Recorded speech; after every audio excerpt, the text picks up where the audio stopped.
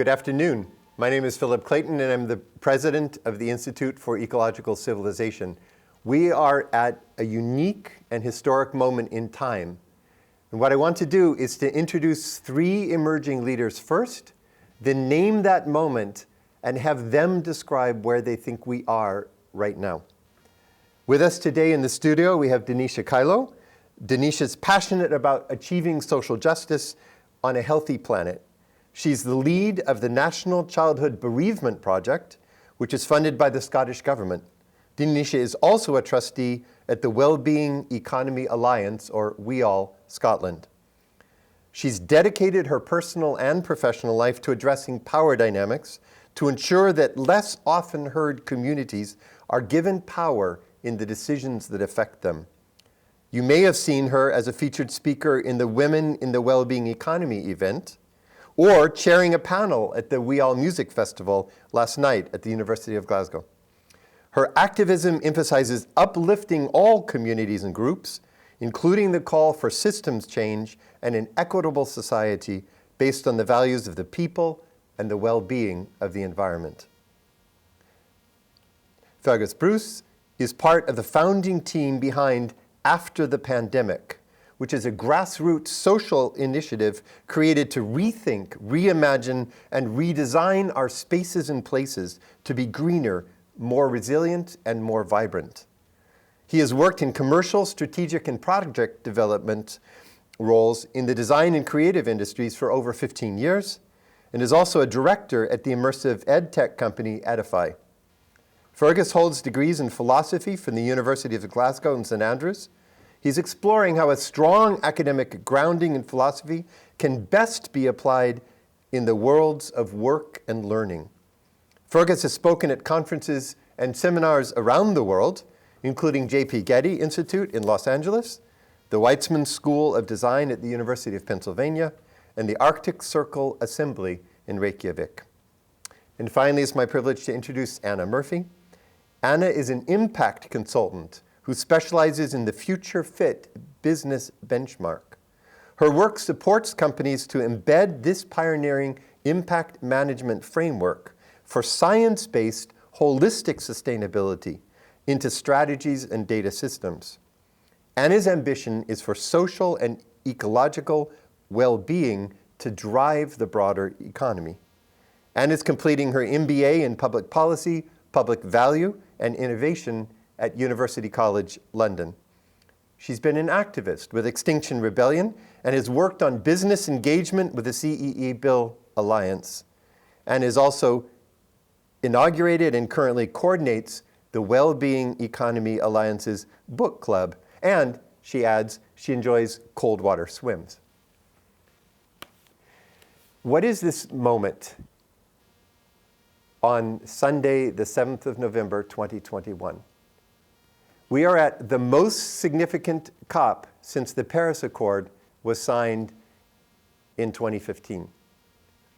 At the beginning of the week, the world's leaders flew in jet airplanes and made big statements on big stages about what their commitments would be or wouldn't be. They then flew home and left the negotiators to try to iron out the phrases in parentheses from the Paris Accord. They're taking a vacation today, and on Monday, tomorrow, the negotiators come back, the diplomats, who have the secret lines to the heads of state, who either can change the rules or continue to hold their current positions. And in a few days, COP26 is over, either with breakthrough successes or with failures. This is a moment where nobody knows the outcome, and we've invited you, as three emerging leaders, to tell us how you understand this point. Where do we stand? Is it a moment of hope? Is it a moment of discouragement? Is it a moment of anger and fury for you guys? How would you describe your own response, inner response to where we sit today? Anyone? Denisha, do you want to start? Yeah, I feel a bit, well, Glasgow's my home, so it's like a really weird thing to have seen Glasgow turn into this thing that it's not over like the last few weeks. I went for a walk down the Clyde and I was just kind of laughing to myself because it looks so different, and it's like kind of this big facade that it's trying to be something that it's not, and it feels really weird to have lived here and have been campaigning for things like extended subway hours, a universal like public transport scheme that everyone for COP is getting just because they're here. And also I think so it's quite difficult to figure out where I'm at with it, because I'm a bit angry that so many things that I think Scotland needs and Glasgow needs in particular are being handed to world leaders just because they're here. But also at the same time I've tried not to really engage with the world leaders conversations, because I feel like what's really important is what's happening in terms of activism outside of the conference, and that's what's been really capturing my attention, is the grassroots activism of young leaders and Indigenous communities and marginalised communities that are actually advocate for the change they want to see, because I think that's more powerful than a bunch of world leaders who will never actually be properly affected by climate change sitting around a table. Yeah, so I think pulling out on what you were just saying, I feel quite unusually detached from this whole situation, in that I'd signed up for a few events, I was planning to go to them. I'm a sustainability consultant, work got really busy, so I've actually just been finishing off client work this week. I've ended up not going to as much, or not even, to be honest, not even really reading the news that much to see what the updates are. But from what little I have read, the one thing that I find really frustrating is that nothing is being articulated in terms of where we actually need to get to. So a couple of examples of that are the $130 trillion now going to assets under management going to net zero, and it's like, okay, that's great. To anyone reading the news, it sounds like a really big number, but we're not getting any kind of context in terms of how much needs to be, it should be the entire world's finance going to net zero, and it's not being articulated in a particularly understandable way for people. So I think that's something that I find really frustrating. And another example of that is the 100 billion financing, the commitment to give or loan $100 billion to developing countries in order to fulfill their climate needs. It's just not like, that number is so far from what we actually need, given that there's the reports and statistics showing that we actually need like 2.5 to 3 trillion US every year between now and 2030 to achieve the Sustainable Development Goals. So it just feels like the news that we're receiving is not particularly clear in terms of how much, just in terms of where we actually need to go. Fergus, where's this week leave you? Yeah, I think I'll tell you at the end of the week. It depends what they come up with. I think I'm sort of vacillating between pessimism that, as Anna said, there's a lot of moving around in the deck chairs in terms of new amounts of money flying around and making a story out of them. But in the audience, I think, in the world audience, there's not much capacity for contextualizing that those aren't really that much of a commitment at all, and they're nothing like what's needed. And then I'm optimistic. I suppose part of the pessimism as well is that it does seem like with China and Russia not at the table, there's at least some degree of remaining desire to keep business as usual economically. And I think the social justice and climate justice movements are now exactly confluent with each other, which they didn't always need to be. But if those large economies and large producers of emissions and are not there, then that does leave me with that leaves me feeling a little bit pessimistic that this is again just going to be moving things around. There was so much anger on the stages over the last days. Are you guys angry? Yeah, Talk about it. I'm permanently angry. Okay. Same. Why?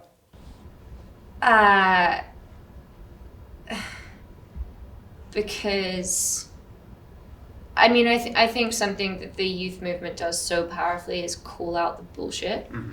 And I've really noticed as I've got older, I was a super naive, idealistic, however you want to describe it, 11, 12, 13, 14-year-old. And as you get older, I think it's so easier, you almost by default decrease your expectations of how you can change the world and how you can expect the world to change. Because when you're younger, like, the world is so messed up, this is so unfair, this is so unfair, this is so unfair, why is the world like this, let's change this.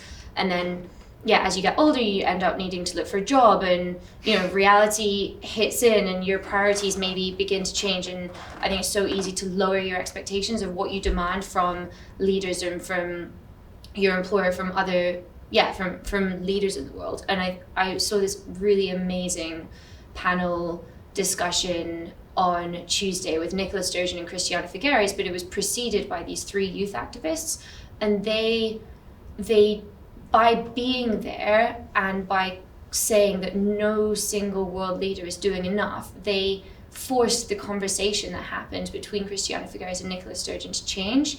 And Nicola Sturgeon came out and said, we are not doing enough, Scotland is not doing enough, which perhaps is really bold, because for a politician to say that is perhaps quite courageous. But what one of the youth activists then concluded with was, okay, great, you're acknowledging you're not doing enough, but you're still giving excuses. So, where are you going with that? And I think that's really powerful. Yeah. Why? Yeah, I think I hope, and the positivity and optimism that I feel is because we've spent the first of 2 weeks here in Strathunion with young people, just scores and scores of young people coming in the door, and they have this stridency you're talking about, and I hope they don't lose it, and because that is my experience as well, and I'm a little bit older than a young person now, but I think that it gets squashed and sort of and battered down a little bit just by the realities of the economies in which we live, which are possessive, extractivist, individualistic, and stressful, right? So the wellbeing economy kind of concept and donut economics. These, unless there's systems change, which encourages I suppose living a life in connection with the environment and the climate and everything on which you depend, which rewards not going out and trying to just earn as much as you can, and it comes behind it there is a social justice, the kind of a sourcing of real social justice worldwide. Then I feel that we are just moving things around and propping up an existing system. Many of the speakers are saying that the goals are too low. The goals that we're shooting for are not the goals we actually need to take on. Denisha, do you agree with that critique? What goals, as a emerging leader, what goals would you put in front of the global community if the ones on the table are insufficient? Yeah, I think, touching on what both of you just said, I think it's about young people. I think when you're younger, you do have so much hope for the world and you've got so much ambition. It does get squashed, and it gets squashed because the more and more power you get from positions of privilege, so the more and more you move through school and more you move into employment, you kind of lose that because you realise that power structures are actually pushing you down rather than holding you up. And I think the goals, I love young people and I love youth activism because it's so simple. It's no more blah blah blah, it's climate justice now. It's very, very simple statements that are actually, I hate how we overcomplicate everything. I think we talk in really big words and we talk in really big concepts, but we don't actually put any action behind it, and I think that's where it starts. It starts to listen to young people, and you go out in the streets, you go to any climate march, they'll tell you exactly what they need in their communities, they'll tell you exactly what you need to do, and it's about how we turn that into solutions. And I think that really originates with young people having those positions of power. I think you look around the table and it's, particularly at COP, it's pale, male and stale. It's not really, it's been the same for so long, and enough's enough. Ask Indigenous communities what they need, they'll tell you how to stop climate action, how to improve their lives. Ask a community in Postle Park in Glasgow what climate justice means to them, and they'll tell you, we don't have enough green space, we don't have good access to resources, infrastructure that would enable us to live. It's actually our daily lives. And I think when you strip it back like that, rather than talking in these big words and how the climate leaders talk, and they talk in ways that are so inaccessible, exactly what you were saying, Hannah, it doesn't conceptualise it, and it also really makes it feel really out of reach, and that is purposeful. Mm-hmm. That's purposeful why they're doing that. This is why for so long the average person hasn't really known much about the climate emergency until it's became really big over the last few years, because the way they talk about it is so high level, then it feels so out of reach. But it's not all about rainforests, and it's not all about these really big things here. It matters when you walk out your door every single day, and that's what we need to do. Strip it back to communities, strip it back to real people, and get them to design the solutions. I think there's so much to pick up on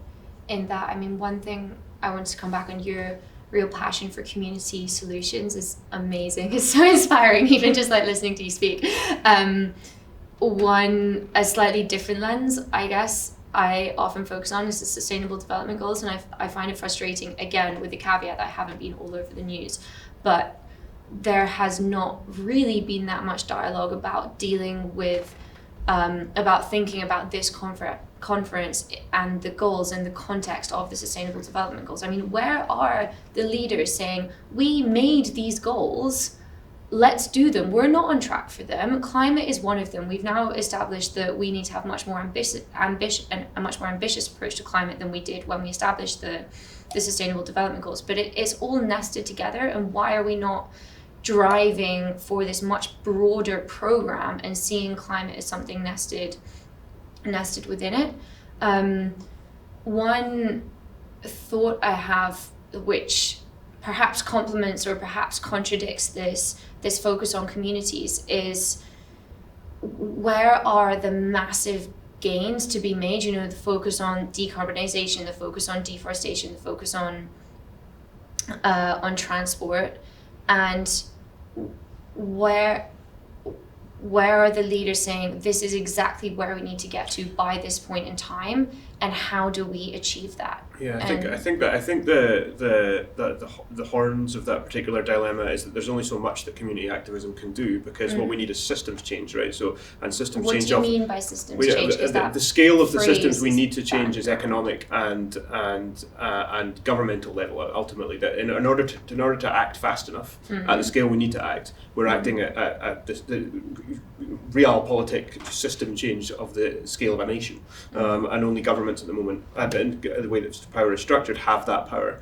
to be able to legislate, and it will require legislation. People will often need to be told to not do things. So by system change, do you mean actual government leadership? Government leadership, and I think the unfortunate gap between youth activism and power is that those youth activists don't end up voting quick enough to move the people out of the way that they need to get out of the way. They don't have a vehicle of mobilisation exactly, with a route in, and I think it's really easy for governments to say, like, stop doing this, or stop driving.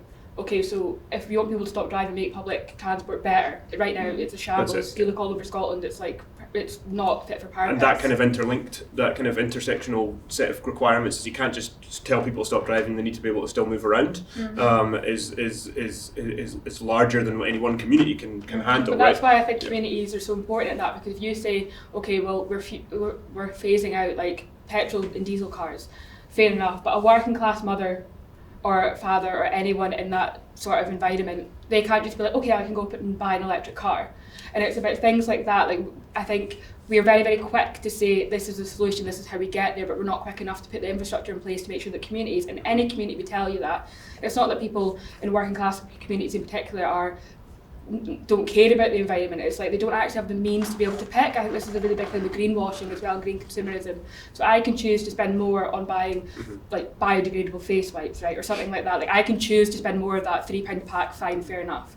But like, if you're like living from paycheck to paycheck, you can't make those decisions, and there's too much pressure on like individuals to be able to make that choices. And I think actually this is why community activism is so important, in making sure that they have a real way into influencing policy, making decisions that affect their lives. Because actually, if you want to solve any solution, poverty, homelessness, drug addiction, any of these sorts of things, ask the communities that lived experience of it, and they will tell you how to do it. And there needs to be an equal chain of decision making, that you start with lived experience, you put it into government, and then they keep evaluating it till it's like a solution. And I think we're not doing that right now. We consult, we don't actually meaningfully engage, and I think that's the issue. And I would explain. I think you're absolutely right, and I think there should be community. It sounds impractical, but I think it's becoming essential that there should be young and community level activists and representation in most power structures, and that's not just political. I think on the boards of major companies and major polluters, they should have youth representation and community representation, because what was so powerful about the activist buttonholing Ben Van Burn is that he can't hide, right? The guy standing there like getting chewed out correctly in public, right? If that happened to every board meeting, and with that the individual doing it had some power, had some leverage. At the moment, they don't have leverage. And I think coming back to your system change point, though, and you say, you know, that one of the amazing things about youth activism is how simple it is. This in some ways is really not simple. It's really, really hard. And why is it not simple though? It's not simple because we've got all these big power structures that are dictated the system for so long. We've built an economy which is fundamentally dependent on growth, and we don't necessarily need to get into this growth degrowth debate, but we have built an economy whereby CEOs and business leaders legally owe it to their shareholders to drive profit, because that is what business has been built to do. Yeah. And then calling out, say, the CEO of Shell, of course I'm not defending him, and they do a whole host of despicable things regardless. Yeah, we don't need to go into that. But having young people on a board representing the youth voice is not necessarily going to is not necessarily like the silver bullet to changing the direction of business, because we basically need to look at the rules which drive business and say, okay, these are not fit for purpose. But you see, like, even with all of these oil companies are suing governments using the Energy Charter Treaty because the governments have set targets, and the oil companies are saying these targets aren't fair because they weren't in place when we started investing in oil. And so I don't know, there are a lot of legal and economic structures in place which are against the tide of change, and I'm not sure how having youth activists on boards is going to address that. Yeah, I don't think that's the solution. I don't think young voices should be everywhere, but I feel like communities are marginalised and are most affected by the decisions that people like governments and oil companies are making should be meaningfully heard. And I think also as well, like people, I think like companies like Shell, like they are making their profit off of finite resources. They are aware of that. They've been aware of that for years. They've put it off.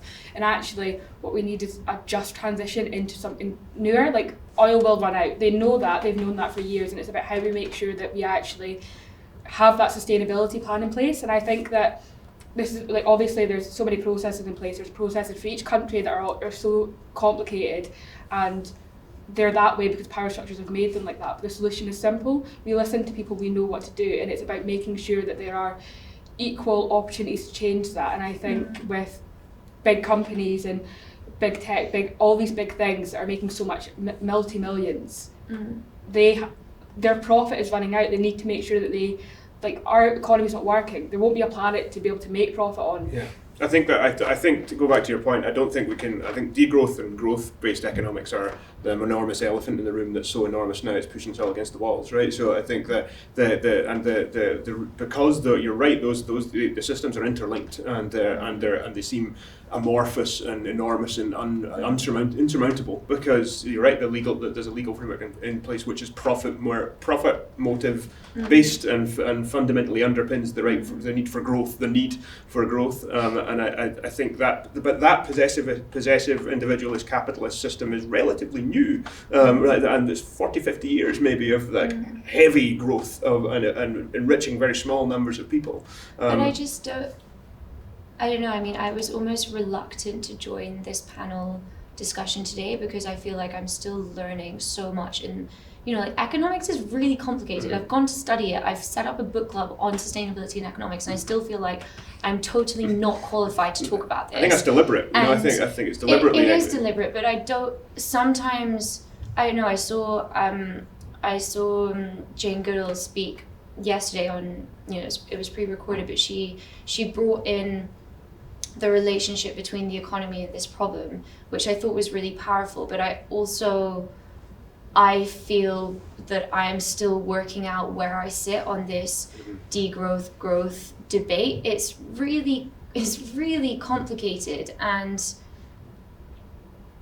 I think as activists we need to speak truth to power, but also to be really careful not to jump to conclusions, because is one thing I find sometimes quite frustrating in this space that I navigate, where I'm working with businesses, and I'm speaking to people say, exponential technology is the solution. We do have these really innovative solutions, and actually the markets have driven incredible change in terms of facilitating like the growth of wind power and solar power. And then you have people talking about just transition and community participation, and this isn't me trying to criticize what you do at all, but you tend to have people in another camp who are talking about the well-being economy and degrowth, and these two sides are not talking to each other enough, and we need to work out how to do everything, how to leverage the science brains, the technology brains, and consider really deeply how to challenge the existing power dynamics and what is wrong with these power dynamics. And so I see both sides of this. So I'm from Aberdeen. Aberdeen made its name for being the oil capital of the UK. My whole family work in oil and gas, so it's not really a surprise to anyone. And my family's made all their money off oil and gas, so I've seen this firsthand. I know exactly. And I've seen also as well how Aberdeen's went from that booming place where all these oil workers made family lives so much money, and then with the downturn of oil, how much their lives have been destroyed and ended up on benefits, have ended up with nothing because of how it's not a sustainable solution. When the downturn of oil keeps happening, people are just made redundant and there's nothing else for them because we're not actually putting those structures in place to make sure that when these things happen, when people, and this is what it comes to, like you can feel like you're in the 1%, and then when actually push comes to shove, you're not. And I've seen that firsthand of communities in Aberdeen and I guess all over the UK as well, like how that happens. And I think that is something that if you asked any member of my family or my community where I grew up 20 years ago about concepts like this, about stopping producing oil or stopping like a wellbeing economy, they would laugh in your face. They would be like, this is ridiculous, like why would we ever do that? But now they see the actual realities of not planning ahead, of not thinking sustainably, and ended up with not an actual, these are people like my dad. My dad left school at 14, doesn't have a degree, made his way up in oil. These are people who have done that way for so long, that's all they know. And then when that stops working for them, where do they go? They're unemployed, they're redundant, there's nothing for them. And it's about, they're not hell-bent on fossil fuels and in that industry. There's nothing else for them. And I think this is a kind of what you were saying, is it's how governments plan for this and make sure that people are always going to have a full and healthy life, and how this is what wellbeing economy is in practice. I don't really understand the economy either, and I did politics and social policy in my undergrad, and I think it's big numbers and it's confusing. But really at the heart of it, what wellbeing economy is how can people fulfill their lives in a happy and healthy way. And I think by not talking about the things like just transition and sustainability and making sure that these people in positions like oil companies and gas and stuff have these solutions and are in these conversations as well, they will end up like these thousands of people, and you can ask anyone that's been affected by that, of not knowing where to turn. I think, you're so right. And one thing that I care really passionately about with regards to the wellbeing economy is how we can shift this debate where people think about the economy as something we should support in and of itself, rather than thinking the economy is meant to be a means to an end, a means to achieve a happy and healthy life. And therefore, when we think about what we value in politics, why are we not focusing on those specific issues, on healthcare, on jobs, on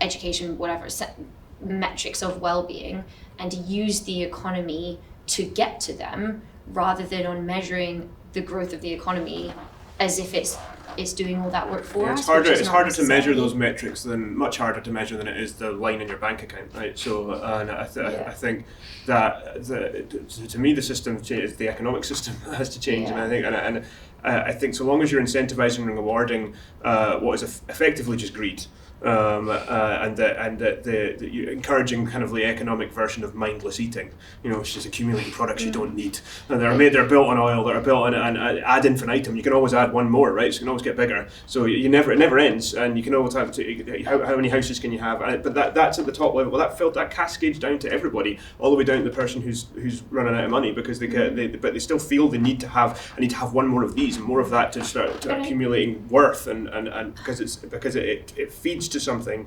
very deep and instinctual, and almost built in with the bricks, so that's why it's hard to shift, because once it's set in, once the commoditization of products and living, and I think it's almost run out of data's the last big frontier of commoditization, I think.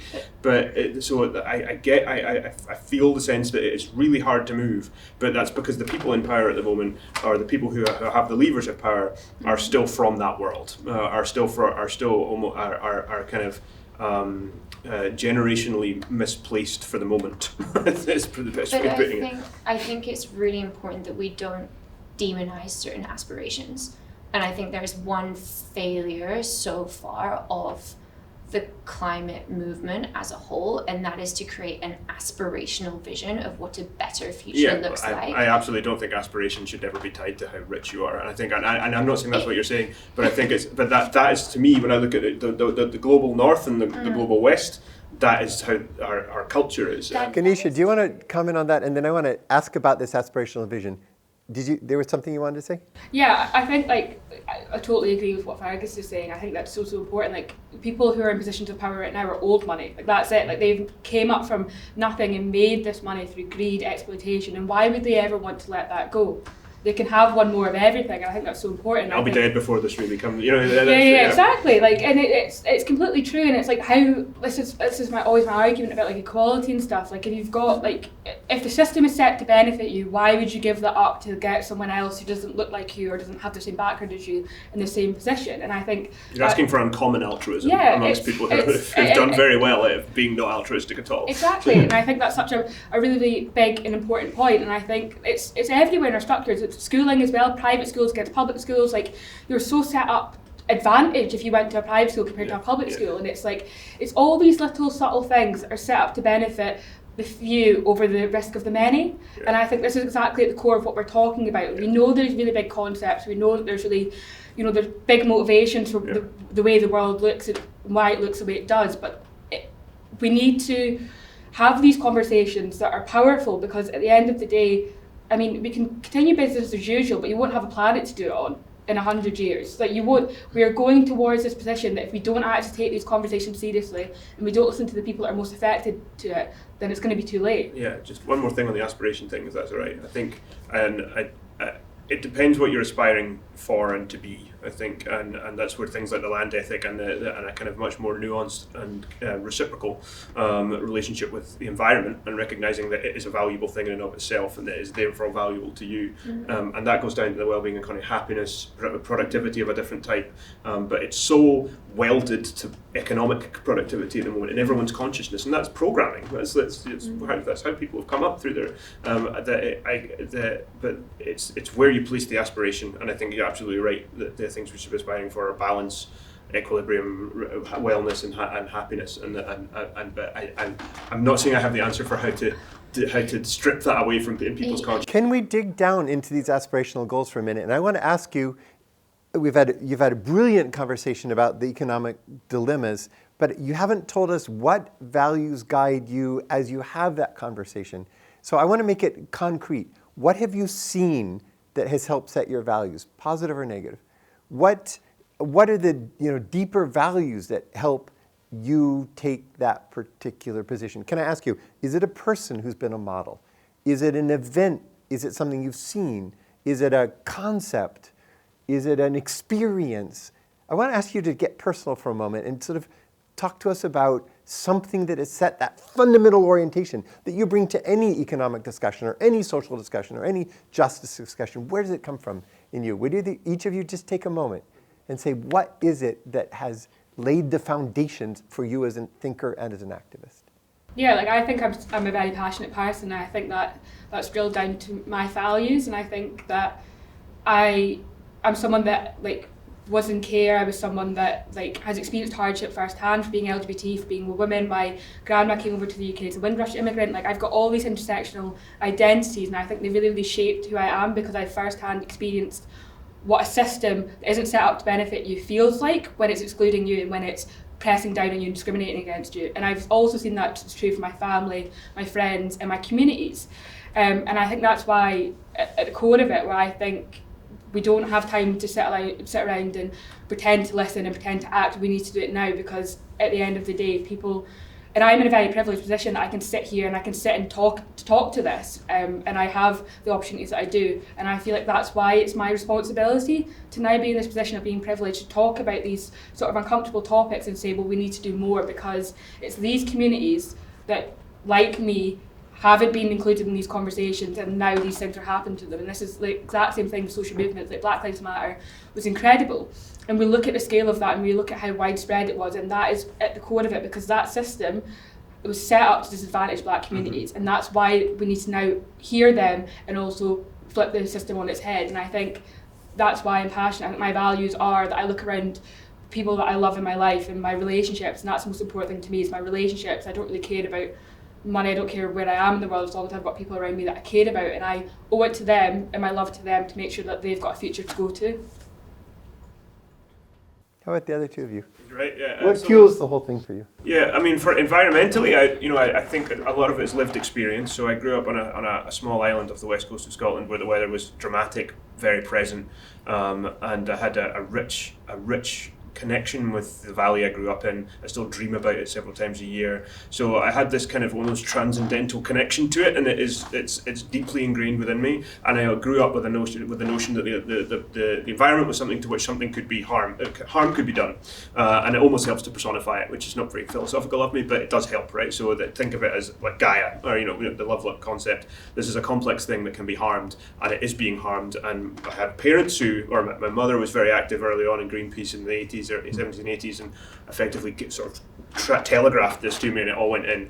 And I think privilege is, as Denise mentioned it, I'm very conscious of being white, cisgendered, male, native English speaker who lives in the global north and is part of the global west. So I'm part of the most privileged cohort of individuals that's ever lived, right? So, and everything is cleared out of the way in front of me to make it easy for me to do what I do. So I have this consciousness that I feel like £1 million of weight on me a lot of the time, because I realise that everything that happens to some extent has been enabled by me being part of that. And I'm approaching my middle age, and I'm like, guys like me who are in their middle age, of about 40 and 60, have done tremendous damage over the last 50 or 60 years. Tremendous damage. And it is almost pale male and stale guys who are like, no, profit, let's make more money, shareholder value. And I'm worried that, when in 2,000 years' time, when another civilization comes to Earth, there'll be a stamp on it that says, abandoned because shareholder value, or something like that. And I feel that I have the privilege, I'm in the position to act, and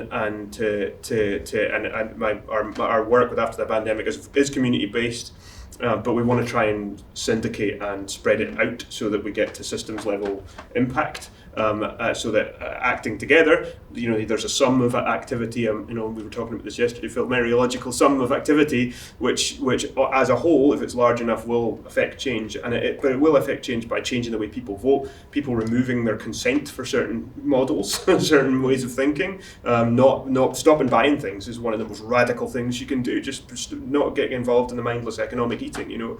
So that drives me forward. Is that I even through the pandemic, I was able to go to the Highlands, where people travel from all around the world to go every year and live there, because that's where my family is, and I can't, and it's behind this, stalking me like a cat. This, like this, that you are unbelievably privileged and you need to do something with this.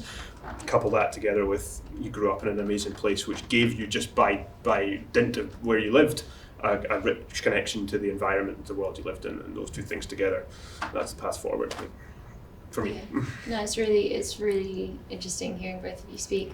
For me, in terms of values, I've always been extremely driven by the pursuit of justice, and it's obviously a journey working out exactly what that looks like, which includes understanding extremely thoroughly how the world works and how best to drive change. I've always been ambitious, and I think that feeds into it. So my 5 key values, going insight into me here, it's like justice, ambition, a sense of wild and adventure, authenticity and kindness, and that drives me. They are the things which pin me down. I need a list. You've got a list. I need a list. Yeah, and I mean, coming like the justice thing has always been so central to me.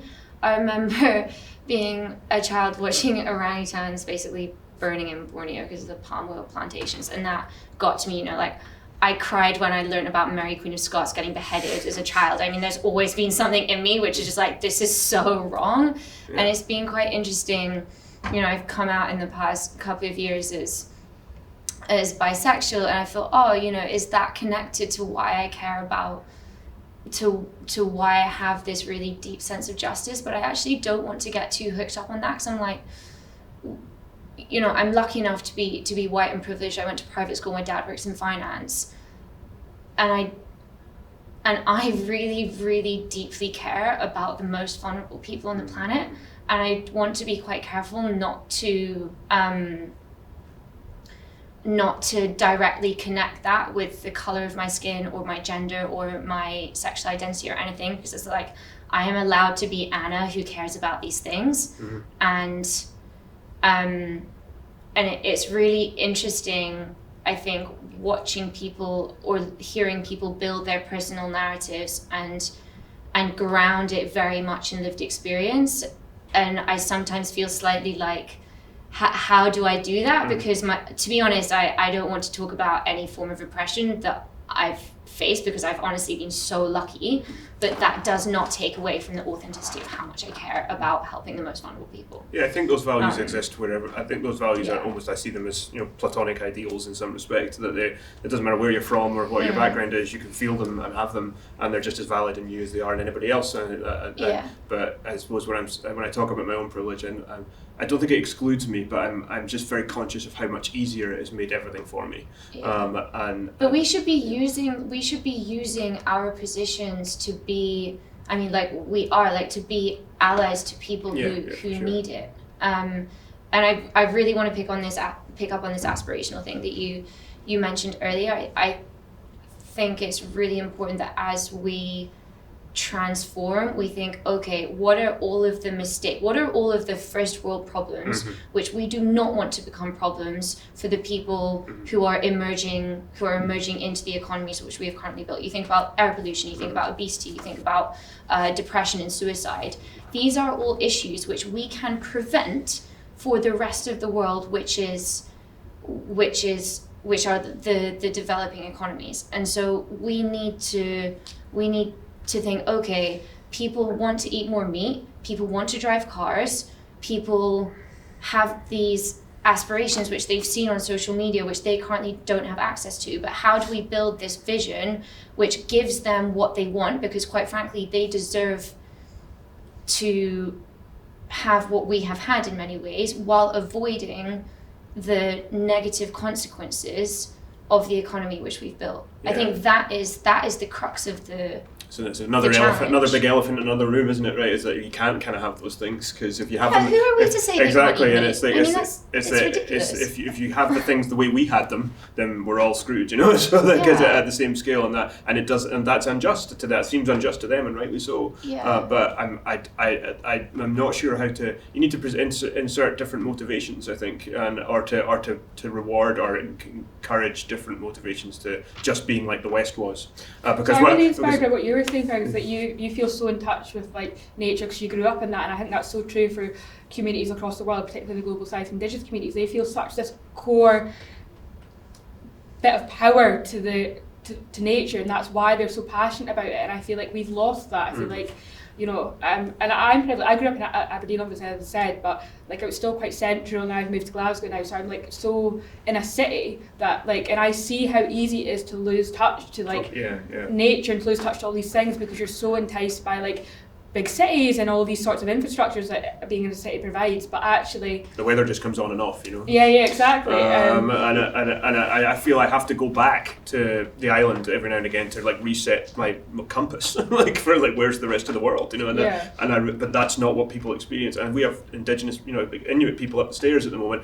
saying exactly these things is like our connection and understanding of the land. And I think that the argument back to developing countries is what we did might look like fun, but it's ruined it's ruined the environment, and we shouldn't have done it. It's not. It's our aspiration and our behaviour was wrong and was not worth what we got back from it. And if you continue doing this, and if we continue doing this, then there's going to be nothing left, you know. And I remember reading the James Lovelock's recent book, and who's the Gaia theory guy, and who was laughed out of town in the 60s when he came up with this notion, but now everybody's like, this is just exactly how it works. But his conclusion is that we're going to end up with about 2 billion humans left, which is a substantial drop, and they're going to be really well adjusted and living in a narrow band, you know. But they'll be great humans, and it's like, well, that's quite a cost to have to pay. As we head to the final phase of our discussion, I want to pick up on the term that Fergus just used. He said, I need to go back from time to time to the island, to the valley,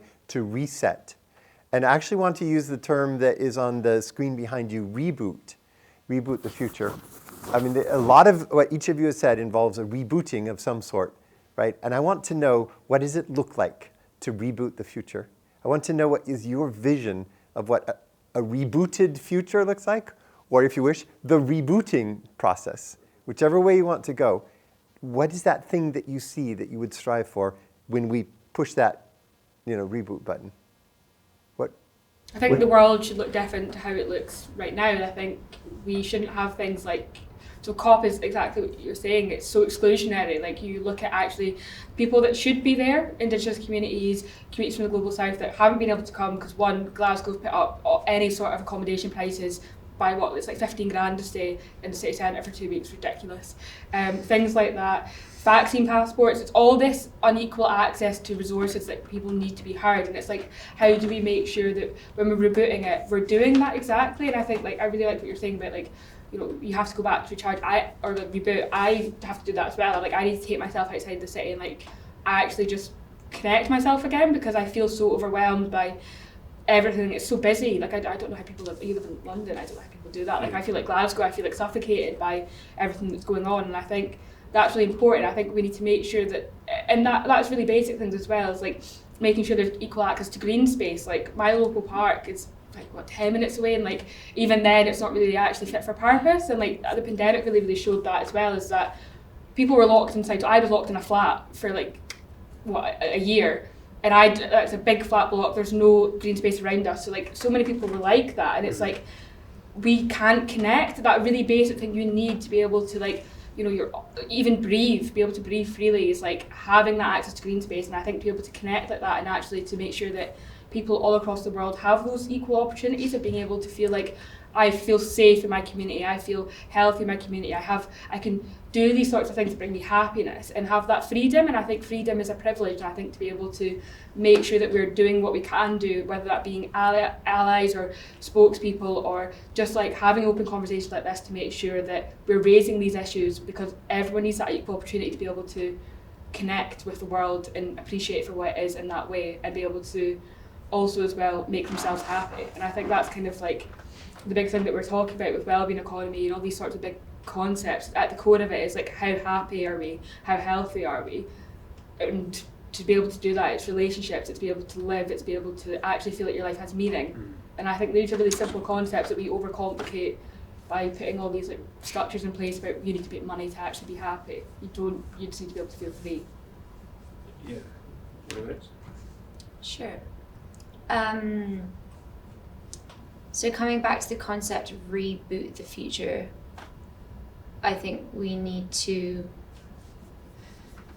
put social and ecological well-being at the center of our economy, make our effing mind up about what metrics to use, and get over the fact that they are not going to be perfect, but they are going to be better than what we currently have. And they can be iterative and whatever. We need to work out where there are the win-win solutions, because there are win-win solutions out there, and we need to work out where we need to address power imbalances and get real about where there should not be win-win solutions, because some people need to give up power. That's it. Yeah, all of those things. I think. And rebooting for me, I think it is I talked a little bit earlier about the stridency of young activists, and and it's often dismissed as idealism, but it's absolutely right. The answers are clear, and their solutions are already out there and can be sought. But I think if I was thinking about rebooting, it's a basis of that's what people aspire to in changing that, so that they're driven by a land ethic, they're driven by an environmental ethic that recognises the reciprocity with which they exist on the planet, and particularly in the global north and the global west, because these are the last places that will be impacted by that point. Billions of people, or millions, several hundred million of people will have moved away from river deltas and away from low-lying area, and will be coming this way. So it's coming to your doorstep one way or another if you don't change how, if those parts of the world which have created the problem, inarguably created the problem, don't move away from the kind of, as I said, the kind of possessive, individualist, hyper-normalized, capitalist kind of structures that have propelled the problem forward in the last 50 or 60 years in particular at breakneck speed, to the point where we now have X amount of time left, and some of the changes baked in. It'll take us, absent enormous technological innovation, to withdraw carbon from the air. There's warming baked in for the next however many decades, so the change is coming, and if we don't shift our value sets, and this is ultimately, I suppose, an ethical, philosophical problem. It's about contentedness. It's about feeling you have enough, and setting the bar, which is going to be arbitrary depending on where you are, such that it is not, I need more than what I've got, and then I need more than that, and then I need more than that, and those are products, these are foodstuffs, these are houses, these are, it's the metrics that you talked about of well-being, which are common to everybody, right? So there are some that are common to everybody, like water, food, heat, a roof over your head, freedom from conflict, all of these things that are common. Everybody needs these in some way or another. And then I think there's the social justice bit that I want to. I think these two things are completely parallel to me now. Is climate justice and social justice, and talking about enabling and facilitating communities and cultures and countries that have not had the joyride we've been on for the last several decades, and encouraging and incentivizing them with funding, with whatever it is they need to not make the mistakes we made, and because neither they nor we, unfortunately, can afford for them to live that way, I think. Yeah, completely. And I think Philip, you asked us to be quite personal with stuff like this, and I think at a really basic level, I'm really inspired by everything that you've both just said. I think at a basic level, what this means to me is that when I was younger and I was growing up, and I watched my dad and my brother be really successful and build themselves up in companies, I thought, that's what I need to do too. I need to have a good job, I need to get a good house, I need to do all these sort of things, and that, I guess, what rebooted it for me was when my mum died when I was 14, and I saw her whole estate, our house was my mum's name, so I watched her whole life be whittled down to about 30 pages of paper. And in that moment, I realised, well, my mum has lived a life for 59 years, she fostered for 25, she fostered for 200 babies, she did all this amazing work. In her life, all that actually mattered at the end of it was these 30 pages of paper that said what her assets were. You can't take any of it with you. Yeah, exactly. It was literally what her assets were, down a bit of paper of what she owned and what would be divvied up between people in her will. And I was like, my mum lived this incredible life, full of compassion, full of care, full of love, full of nurture. And at the end of the day, all this system cared about was what her assets were. And I think from that day, I didn't care about any of that. And that's a privileged position for me to be saying, okay, I don't care about where life takes me, I just want to be happy and I want to be comfortable. And that is privilege to a T. But I think at the core of what I'm saying with that is that at the end of the day, when you die, there's nothing else for you in this world, there's nothing else for you, there's nothing else. So what is it you want to leave your mark on? And I think the thing that at the core of that is that idea that we all should be doing what we want to be happy, and that this current system sees us as a number, it sees us as someone to produce and sees someone to accumulate wealth and to make back for a capitalist system. But actually, at the end of the day, how happy does that make you? How much does that actually make you feel your community? And I think that's why I'm so passionate, because I think that rebooting the future should be about what we're doing to make ourselves feel like we matter in this world and make our impact. And even if that's small, Greta Thunberg is a perfect example of that. No one is too small to make a difference. Your little actions in communities, your little actions in your day-to-day lives, even if that's having a conversation like one of these, or going home to your friends and your family and people that matter to you and having these conversations, these are the things that matter, and these are the things that you'll be left with. You'll be left with your memories when people die, and it's not actually, like, that's why the planet is so important. We've only got one. There's no planet B. We need to make sure that our impact on this planet is meaningful, and I think this is why it's really great to speak to both of you, because that's what you're doing in your own sort of worlds, and I think that's incredible, and I think we should just always hold to that. And likewise, I think to speak to both of you has been super inspiring, and I think as well that what you've just spoken about is really a philosophical challenge, right? So it's about values and about ethics, and about what you recognise and value and identify as a contented life. And there are various different flavours out there of that, and various different major thinkers who've given a version of it. But ultimately, it's something that's created on you. You create as you do it, but you take a lot of it from the context around you, and that's where I think, particularly privileged people and people in our position, have an example to set. Our ancestors and the generation before us, and to some extent us, just by being part of it and being here, have set a terrible example. Certainly since maybe the 50s, right after there was a great period of kind of social cohesion right after the war, because there's been a war, right? So let's all just get along for a while, and then at 60s onwards it starts turbocharging growth. We've set a really terrible example, and I think it's beholden to us to pursue both an environmental and personal ethic, which does not value mindless consumption and mindless growth in certain numbers or certain sets. Because as you said, you can't take it with you, and when you look at it all in a pile when the person is gone, that's not them. Like, that was not them. That is, no matter how many houses you've got or cars you've got or what the number in your bank balance was at the end, that was not you. And that's we have to shift that away from being considered as some sort of radical position, because the agents trying to tell you that's radical are the agents who make the money off you not believing that it is radical and just fitting it into continuing to consume, and the cycle continues. I think coming back to what you said, that was really powerful, and actually something got me thinking when I was speaking to Philip briefly yesterday. He said, what gives you hope? I got off the call and I was like, what gives you hope? Nothing gives me hope.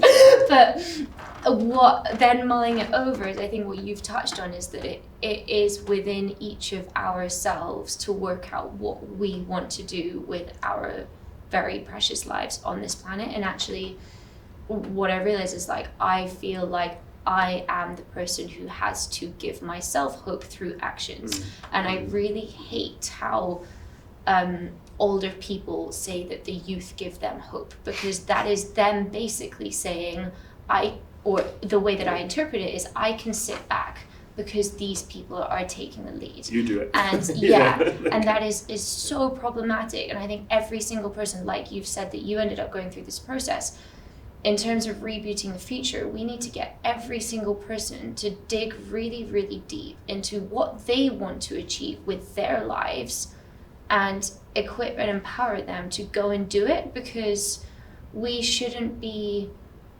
looking to others for hope. We should be taking that responsibility ourselves.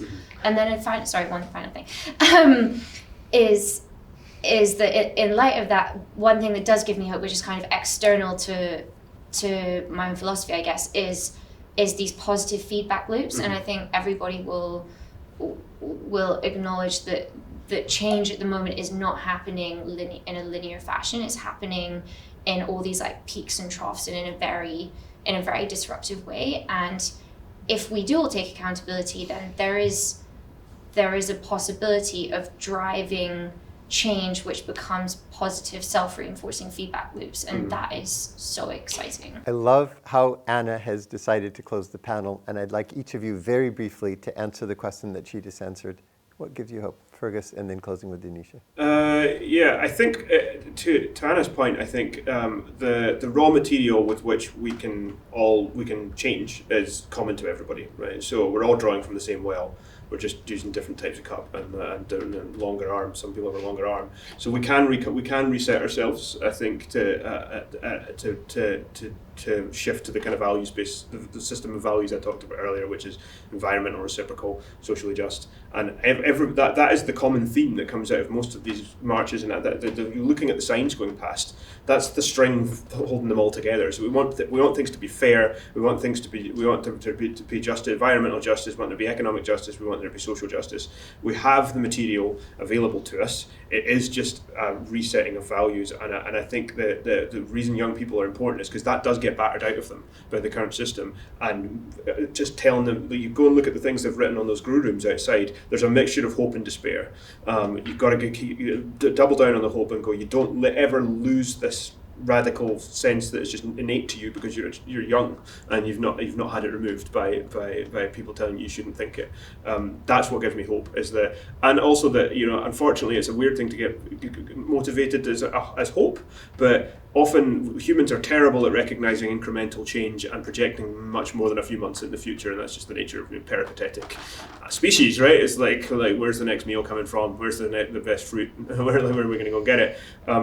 But so we often only innovate and when we're faced with real drama, like real peril, as some of the biggest leaps forward have come, either whether that peril is Russian nuclear weapons or whether it's the sea is coming over the wall. I think there's some degree of hope that and it's kind of imprecise, that we will be able to innovate in some respect to mitigate, not prevent, but mitigate the impact of and adapt. Denisha, you get the last word. What gives you hope? I think touching on everything that both of you have said, I think it's social justice on a healthy planet, and I think we're seeing good strides towards it right now. I mean, we're having more public conversations about failure demand expenditure, so instead of actually doing things we're patching up causes or effects of social issues, we're actually tackling causes of social issues head on, so we make sure that people do live happy and healthy lives. And I think there's really good examples of policy loops of that, like actual people giving their lived experience and shaping these decisions and shaping these policies and it coming back to help them. I think poverty is quite a good example of that. There's been a big drive by Scottish Government and the Poverty Alliance and all these sort of organisations to be able to make people lived experience of poverty design the solutions they want to see, and I think we need to continue doing that. That gives me hope when I see that, and I see that done well, and it's a way that's not sensationalised, it's not tokenistic, it's not a consultation, it's not a tech box exercise, but it's meaningfully considered lived experience, incorporating what they feel and their experiences into driving change. And I think that's what inspires me. And you watch any climate march or any climate strike or any sort of social issue, you actually speak to those communities, they'll tell you what they need, and that gives me hope because they having that mobilisation to be able to express what they need with their passion and drive and to be able to say what solutions matters to them. I think that's what's important, and we have the opportunity and the platform to listen to that and capitalise on it and make sure that that is what's driving us in changing the world. Denisha, Fergus, Anna, thank you for a brilliant discussion. You gave us probing analysis. You gave us honesty about conflicts that have no easy solution, like growth versus degrowth. You gave us the personal dimension of what has grounded you in your work and your focus and what underlies your economic proposals. And you spoke of the thing that we all of us, each of us individually has to have, which is that compass, that hope, that thing that inspires, that lifeline for us to be the person and to be the change that we want to be a part of. Thanks so much, you guys. Thank you.